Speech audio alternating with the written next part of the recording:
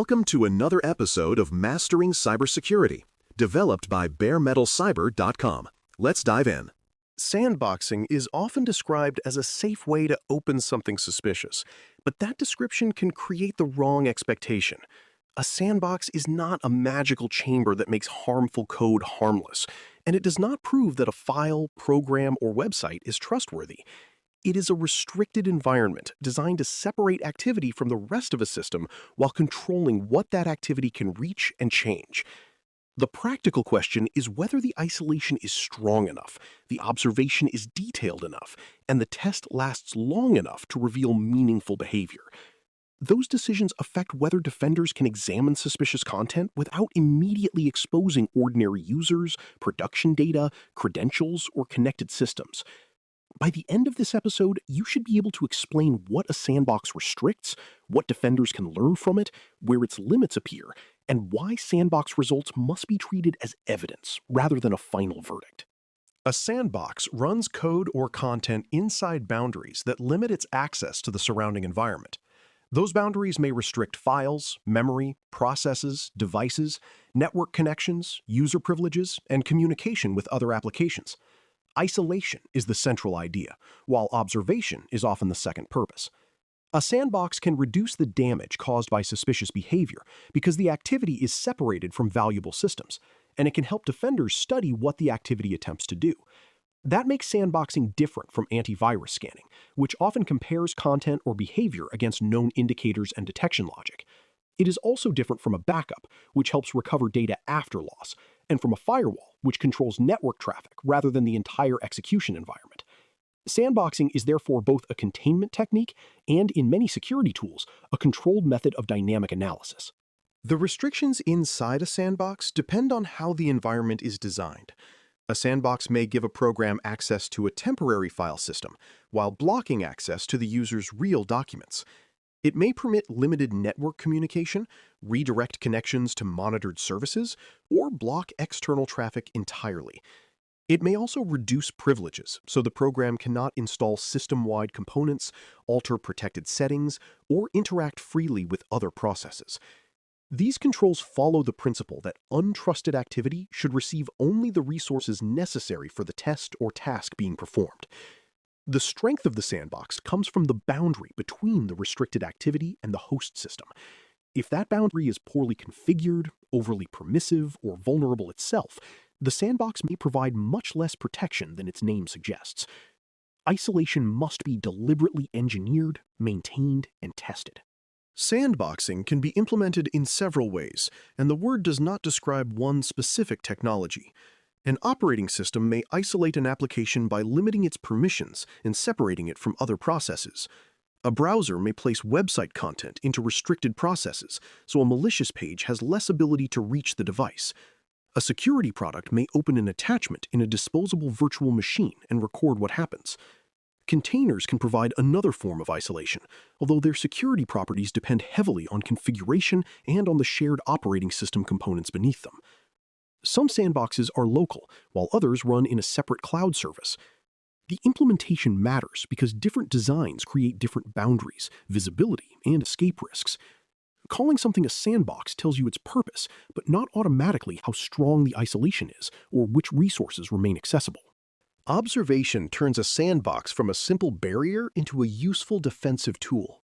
When suspicious content runs, defenders may watch for process creation, file changes, attempts to modify startup behavior, network requests, access to credentials, unusual memory activity, or communication with other programs. The value comes from seeing what the content actually tries to do, rather than relying only on what its code appears to contain. This is known as dynamic analysis because the item is examined while it is running. Dynamic analysis can reveal behavior that is hidden through packing, obfuscation, or delayed execution, although it does not guarantee that every hidden action will appear. The resulting evidence can support detection rules, incident investigation, blocking decisions, and deeper technical analysis.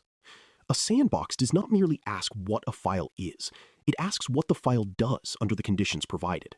Isolation can limit damage in several practical ways. A disposable environment can be reset after the test, removing files and changes made during execution. Restricted privileges can prevent the content from gaining the same authority as an administrator or system service. Segmented networking can stop the activity from reaching production systems, while controlled network access can reveal attempted connections without allowing unrestricted communication. Temporary data can be used so the content never receives real business information, personal records, or working credentials. These measures reduce exposure, but each one addresses a different path of harm. Resetting the environment helps remove changes after execution, while privilege restriction limits authority during execution. Network isolation controls communication, and test data reduces the value of anything the content can access. Effective sandboxing combines these protections rather than relying on a single barrier. A sandbox must balance realism with safety. If the environment is too restricted, suspicious content may fail to run normally, and defenders may learn very little. If it is too realistic and too connected, the test may expose systems or data that were supposed to remain protected. The environment also needs enough monitoring to capture meaningful activity without changing the behavior so much that the results become misleading. This balance explains why security teams may maintain different sandbox profiles for documents, websites, mobile applications, executables, or scripts. Each type of content expects different resources and produces different evidence. The test should provide enough normal functionality to encourage the item to reveal itself, while preserving firm boundaries around everything that matters. Sandboxing is therefore not only about building walls. It is about designing a controlled environment that produces useful evidence without creating unnecessary risk. Before we continue, this episode is brought to you by the Bare Metal Cyber Academy. The Academy is a place for people who want to keep developing practical cybersecurity knowledge through clear, structured education.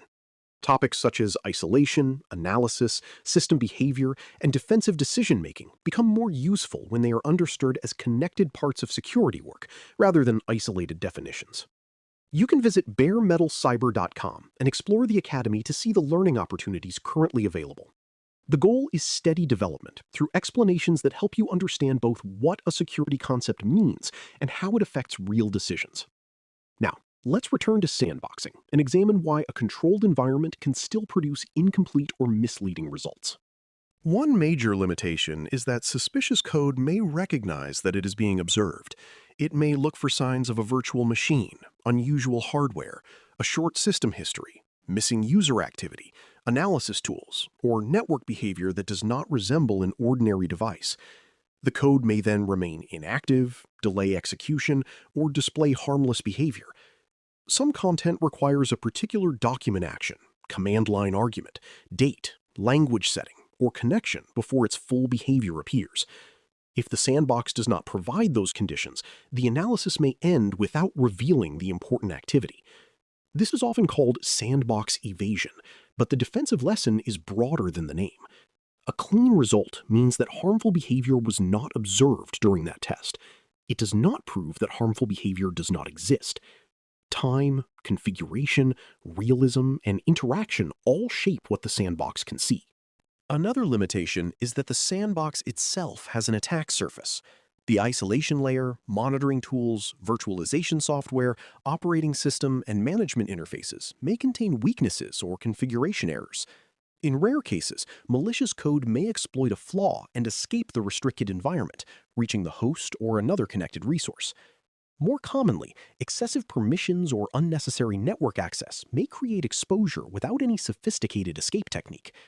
Defenders reduce this risk by keeping the platform patched, separating analysis systems from production, limiting credentials, controlling outbound communication, and treating sandbox infrastructure as sensitive security equipment. The sandbox should also be disposable and recoverable, so a compromised analysis environment can be rebuilt from a trusted state. Isolation reduces risk only when the boundary is stronger than the activity it is intended to contain. The label alone provides no protection. Browser sandboxing shows how this concept can protect ordinary activity without requiring a separate manual analysis session. Modern browsers often separate tabs, website processes, extensions, and sensitive browser components, so content from one page has limited access to the rest of the device. This can reduce the damage caused by a malicious or compromised website because the page does not automatically inherit broad operating system privileges. The browser may also combine sandboxing with site isolation, permission prompts, download controls, and process restrictions. These measures are related, but they are not identical. Site isolation focuses on separating web content from different sites, while the broader browser sandbox limits what a web process can do outside the browser's controlled environment. A browser vulnerability or unsafe extension can weaken those boundaries, which is why updates and permission management remain important even when sandboxing is present. Email and file security products often use sandboxing to examine attachments, links, and downloaded content before or after delivery. A document may be opened in a controlled environment to see whether it launches a script, creates another process, changes files, or contacts an external service. A link may be visited by an automated system that observes redirects, downloads, and page behavior. These tests can reveal suspicious activity that a static scan misses, especially when the content changes its behavior during execution. They can also produce false positives when legitimate software performs actions that resemble malicious behavior. Defenders therefore combine sandbox results with reputation, signatures, user context, endpoint evidence, and other detection sources. The purpose is not to let one tool make every decision. The purpose is to add observed behavior to the evidence available for deciding whether content should be blocked, investigated, or allowed. The output of a sandbox requires interpretation. A process tree can show which programs started other programs, but it does not automatically explain intent. A network request can identify a destination, but the destination may be legitimate, compromised, shared, or unrelated to the most important behavior. A file change may be expected for an installer and suspicious for a document viewer. Context determines whether an action supports a benign explanation or indicates harmful activity. Security teams should consider what triggered the behavior, which privileges were used, what resources were touched, whether persistence was attempted, and whether similar evidence appears on real endpoints. Sandboxing is strongest when its findings can be connected to other telemetry and translated into a clear defensive decision. Raw activity is evidence, not a conclusion. Interpretation turns that evidence into useful security action. A common misunderstanding is that sandboxing replaces other controls. It does not replace patching, least privilege, application control, endpoint monitoring, secure configuration, backups, or user awareness. It also does not make it safe to open unknown content on a production system merely because some software claims to isolate it. Sandboxing works best as one layer in a broader defensive design. It can contain some activity, reveal behavior, and reduce exposure during analysis, but another control may be needed to stop delivery, block execution, prevent credential access, or recover damaged data. The appropriate response depends on what the sandbox reveals and what it cannot test. A file that behaves suspiciously should be investigated or blocked according to established procedures. A file that appears quiet may still require additional analysis when its source, purpose, or technical characteristics remain uncertain. A useful way to evaluate sandboxing is to ask 4 practical questions without turning the answer into a promise of safety. First, identify what is isolated, including the program, process, browser content, file system, network, and user data. Then determine which actions are allowed and which resources remain reachable. Examine what the system records, how long it observes activity, and whether it can support the interactions needed to trigger realistic behavior. Finally, decide how the result will influence a real action, such as blocking content, escalating analysis, creating a detection rule, or allowing limited use. This method keeps attention on boundaries, visibility, test conditions, and decision-making. It also exposes weak claims. A sandbox that cannot clearly describe its isolation and monitoring should not be trusted merely because the product uses a familiar security term. Sandboxing means running a program, file, or website inside a restricted environment so its access can be controlled and its behavior can be observed. Isolation can limit damage by separating suspicious activity from important systems, data, credentials, and users. Observation can help defenders discover actions that are difficult to identify through static inspection alone. Neither benefit is absolute. The sandbox may be misconfigured, the content may hide its behavior, the test may lack necessary conditions, or the isolation layer may have weaknesses of its own. The correct decision is to treat sandboxing as a controlled source of protection and evidence, not as proof that something is safe. When you assess a sandbox, focus on what it isolates, what it permits, what it records, and how the result changes the defensive response. That understanding is what makes sandboxing useful, without allowing its reassuring name to create false confidence. Thanks for listening. For more audio courses, daily newsletters, and more, please visit baremetalcyber.com.